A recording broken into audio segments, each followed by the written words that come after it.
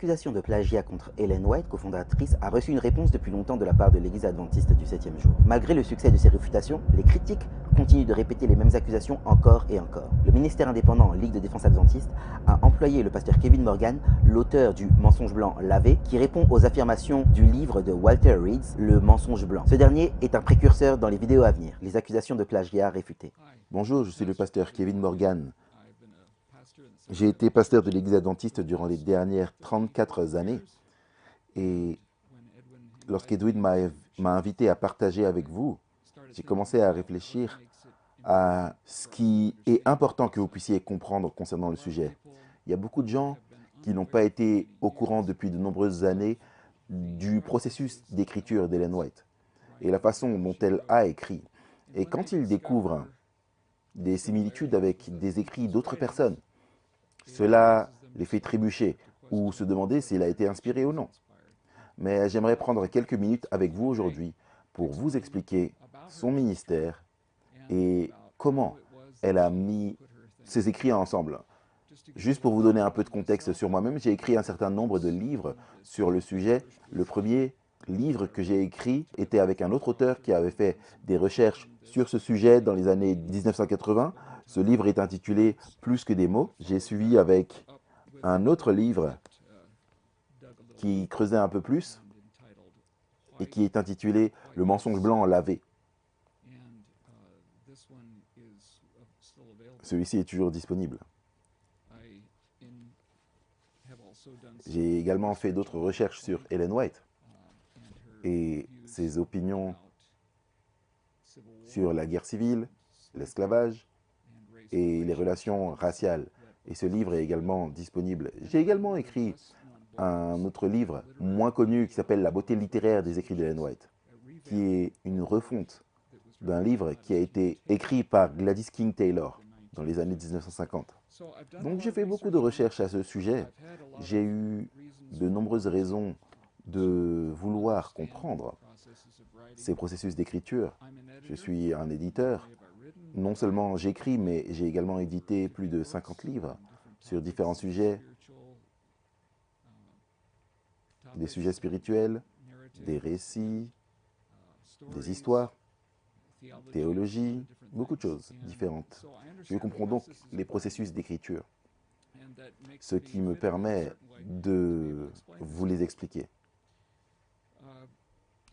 Nous écrivons, nous produisons ceci en réponse à une vidéo qui attire l'attention sur le livre Le mensonge blanc.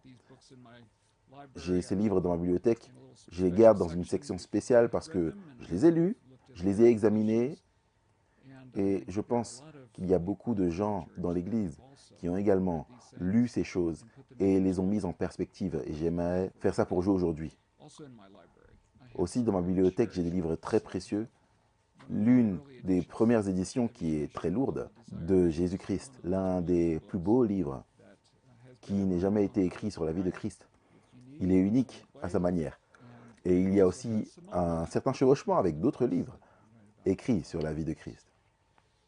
Donc, j'aimerais commencer par vous décrire juste un peu les similitudes d'Ellen White avec les auteurs bibliques. Si vous prenez votre Bible et que vous regardez derrière les pages, parfois nous lisons la Bible directement dans le but de notre propre croissance spirituelle, ce pourquoi elle est destinée, mais quand vous la regardez pour voir qui l'a écrit, comment elle a été écrite, vous découvrez beaucoup de choses qui sont très similaires à Ellen White, par exemple. Une des choses qui préoccupe Ellen White, c'est que lorsque les gens croient de manière simpliste qu'elle a écrit directement à partir de visions sur le papier, puis l'a publié, ils ne réalisent pas qu'il y a un processus plus vaste impliqué. Une de ces choses, c'est de rassembler. Elle a rassemblé à partir de différentes sources. Elle avait son propre concept, elle avait ses propres points de vue sur la façon dont les histoires se sont déroulées, mais ça c'est fragmentaire. Donc comment assembler le tout? Nous avons un exemple dans les Écritures, dans l'évangile de Luc. Luc dit qu'il a fait des recherches. Luc n'était pas un témoin oculaire. Luc n'a pas obtenu ses messages sur la vie de Christ à partir d'expériences révélatrices. Il n'a pas eu de vision. Mais il a pu assembler fidèlement et soigneusement en comparant les notes. En plus de ce qu'elle faisait à partir de ses visions, ce qui était très simple, elle a pu reconstruire la vie de Christ en utilisant différentes sources. La Bible en tant que source, l'harmonie des récits des évangiles en sont une autre, et les récits pour chaque chapitre proviennent de différents auteurs. Mais ce qui est unique, c'est que lorsque nous regardons son récit par rapport au leur, elle présente ses pensées d'une manière très directe, simple, avec l'objectif donné dans son introduction de fournir une magnifique image de la vie de Christ afin que nous puissions avoir une expérience plus profonde avec lui. Elle a donc écrit à sa propre manière et pourtant, il contient des joyaux de pensée pour d'autres. Elle a également utilisé différents auteurs pour guider son histoire. Donc elle raconte la même histoire, mais ensuite elle la réécrivait et la racontait à sa manière. C'est comme Luc, très semblable à Luc. Quand elle parle du grand conflit, qui est historique, depuis la chute de Jérusalem jusqu'à la fin de l'accomplissement du livre de l'Apocalypse, elle suit le modèle qui est également utilisé dans les chroniques ou dans les rois ou Samuel, où ils se réfèrent souvent aux sources historiques qu'ils ont utilisées. Et donc, elle raconte l'histoire avec un point de vue très spécifique et amène le lecteur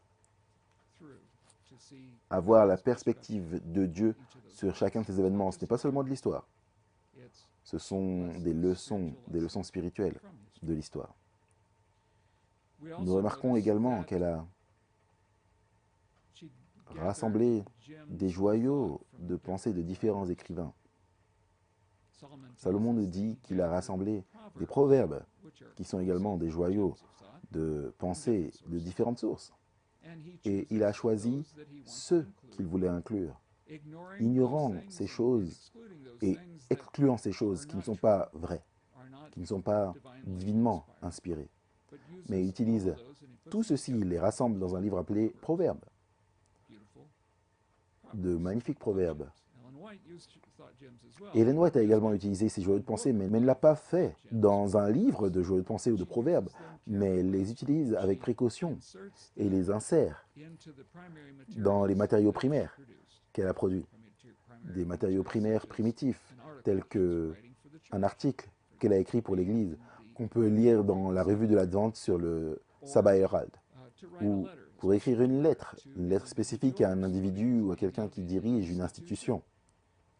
Elle choisit des joyaux de pensée qu'elle peut utiliser pour communiquer plus efficacement. C'est ce que Salomon a fait, c'est ce qu'Ellen White a fait.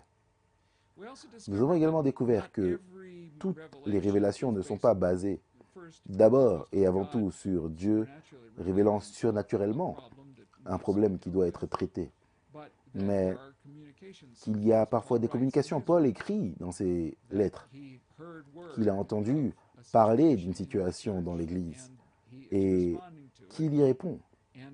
Et sa réponse est une réponse inspirée.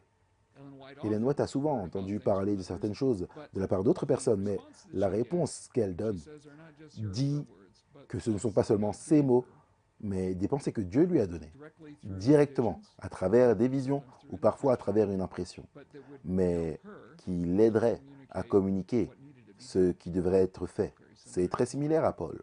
Donc nous voyons ces différents exemples et nous comprenons qu'elle suit les modèles d'inspiration que nous trouvons dans les Écritures.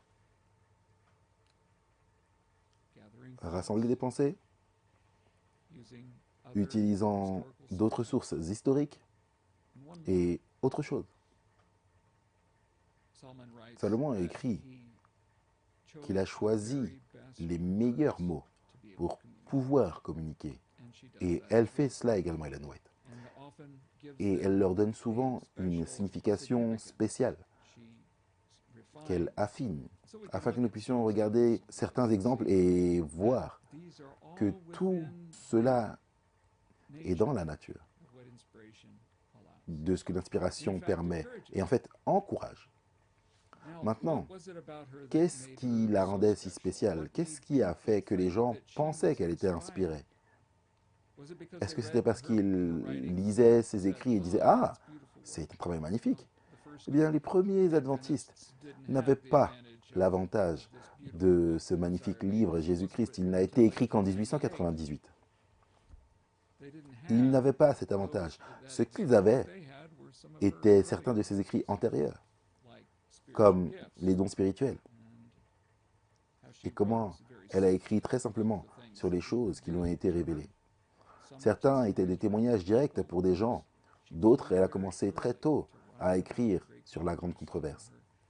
Dans son deuxième livre, qui était un complément à l'expérience et aux vues, ils ont lu ces choses, ils les ont entendues en personne. Et ce qui les a impressionnés, c'est que ce qu'elle communiquait était en accord avec les Écritures. Ce qu'elle partageait avec eux étaient des principes des Écritures qui les guidaient. Très tôt, elle a dû faire face au fanatisme. Dans le Maine, il y avait un certain nombre d'adventistes qui croyaient que Jésus allait bientôt revenir.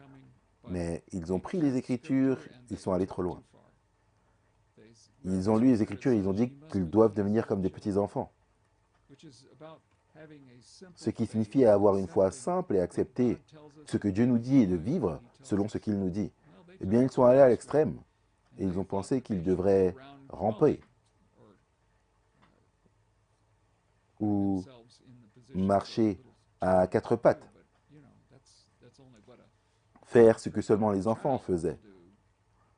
Alors qu'ils grandissent, ils ne rampent pas. Donc, est-ce que le texte disait qu'on devait se mettre à marcher à quatre pattes? Elle a dû aborder cela. Et d'autres disaient, Jésus va bientôt revenir, donc nous n'avons pas besoin de travailler. Nous ne devrions pas travailler. Elle a dit non. Nous devrions prendre soin de nos familles. Elle a rencontré ces petites notions fanatiques, les unes après les autres, avec les principes bibliques. Ceux qui ne travaillent pas ne devraient pas manger. Ceux qui ne prennent pas soin de leur famille sont pires que les infidèles. Et elle a parcouru les Écritures et a souligné la vérité. Et ceux qui l'ont entendu, et je pose que nous pouvons dire ceux qui ont du bon sens, regardaient à ce qu'elle disait et réalisaient que les visions qu'elle avait reçues étaient conformes à la parole de Dieu. Eh bien, regardons certains des écrits et des comparaisons, et nous les examinerons au même degré que les critiques les regardent, et nous verrons la distinction et le caractère unique de ces messages.